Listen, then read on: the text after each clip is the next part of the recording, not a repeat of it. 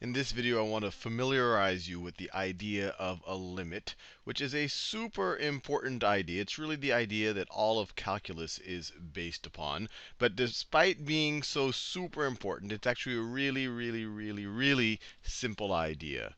So let me draw a function here. Actually, let me define a function here, a kind of a simple function.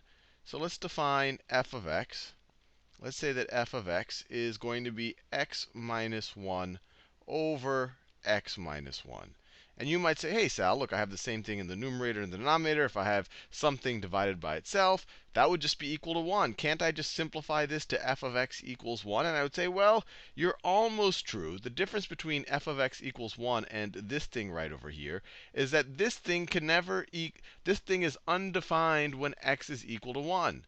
Because if you set, let me define it right, let me write it over here. If you have f of sorry, not f of 0. If you have f of 1, what happens? In the numerator, you get 1 minus 1, which is, let me just write it down. In the numerator, you get 0. And in the denominator, you get 1 minus 1, which is also 0. And so anything divided by 0, including 0 divided by 0, this is undefined. This is undefined. So you can make the simplification.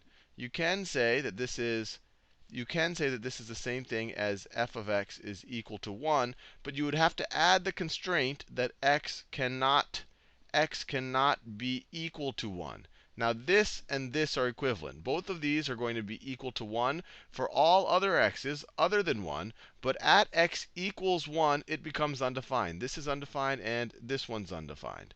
So how would I graph this function? So let me graph it.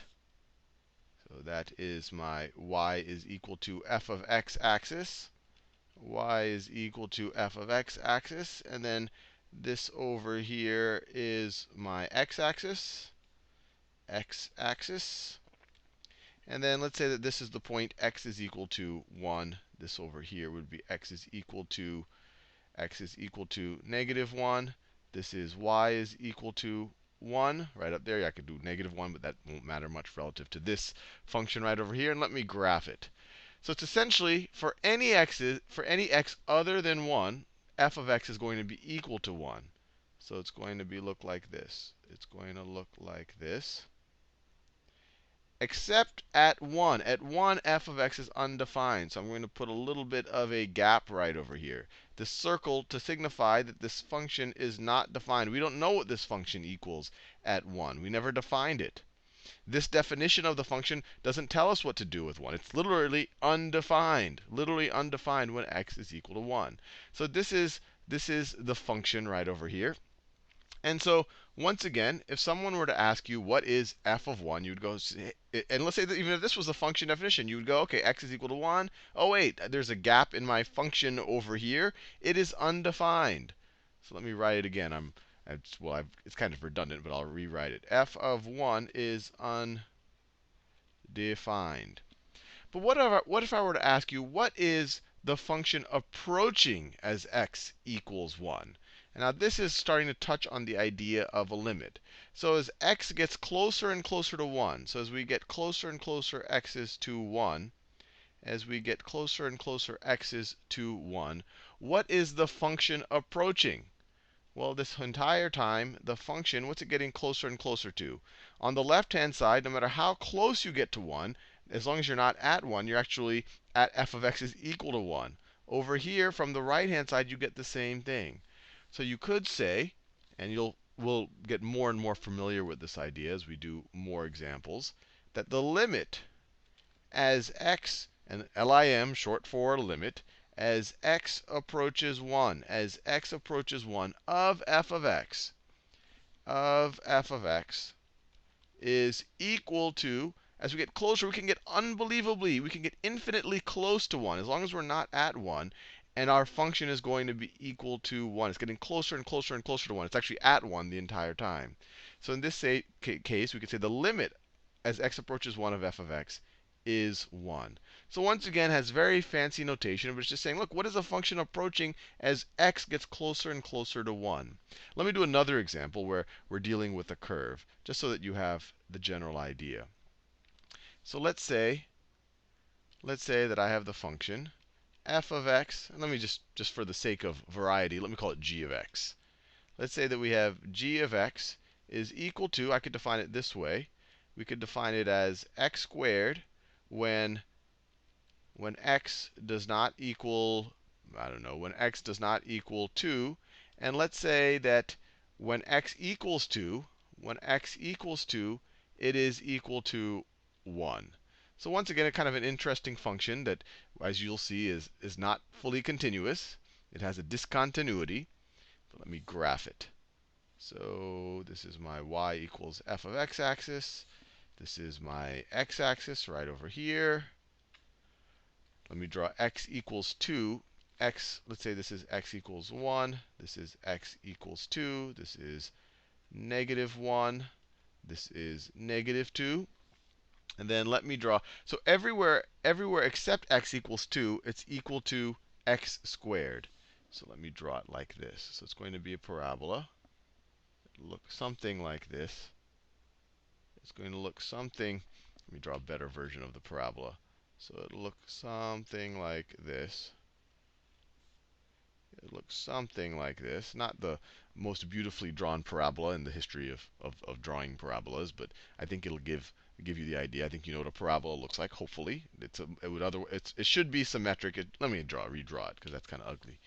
Okay, so that's looking better. Okay, all right, there you go. All right, now this would be the graph of just x squared. But this can't. It's not x squared when x is equal to 2. So once again, when x is equal to 2, we should have a little bit of a discontinuity here. So I'll draw a gap right over there. Because when x equals 2, the function is equal to 1. When x is equal to 2, so let's say that, and I'm not doing them on the same scale, but let's say that, so this, on the graph of f of x is equal to x squared, this would be 4, this would be 2, this would be 1, this would be 3. So when x is equal to 2, our function is equal to 1. So when x is equal to 2, our function is equal to 1. So this is a bit of a bizarre function, but we can define it this way. You can define a function however you like to define it. And so notice, it's just like the graph of f of x is equal to x squared, except when you get to 2, it has this gap, because you don't use the f of x is equal to x squared when x is equal to 2. You use f of x, or I should say g of x. You use g of x is equal to 1. Have I been saying f of x? I apologize for that. You use g of x is equal to 1. So then at 2, just exactly at 2, it drops down to 1, and then it keeps going along the function g of x is equal to, or I should say, along the function x squared. So my question to you, so there's a couple of things. If I were to just evaluate the function g of 2, well, you look at this definition. Okay, when x equals 2, I use this situation right over here, and it tells me it's going to be equal to 1. But let me ask a more interesting question, or perhaps a more interesting question. What is the limit as x approaches 2 of g of x? Once again, fancy notation, but it's asking something pretty simple. It's saying as x gets closer and closer to 2, as you get closer and closer, and this isn't a rigorous definition, we'll do that in future videos. As x gets closer and closer to 2, what is g of x approaching? So if you get to 1.9, and then 1.999, and then 1.999999, and then 1.9999999, what is g of x approaching?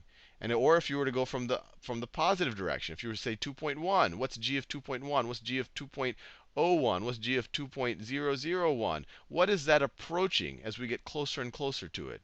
And you can see it visually just by drawing the graph. As g gets closer and closer to 2, and if we were to follow it along the graph, we see that we are approaching 4. Even though that's not where the function is, the function drops down to 1, the limit of g of x as x approaches 2 is equal to 4. And you can even do this numerically using a calculator. And let me do that, because I think that will be interesting.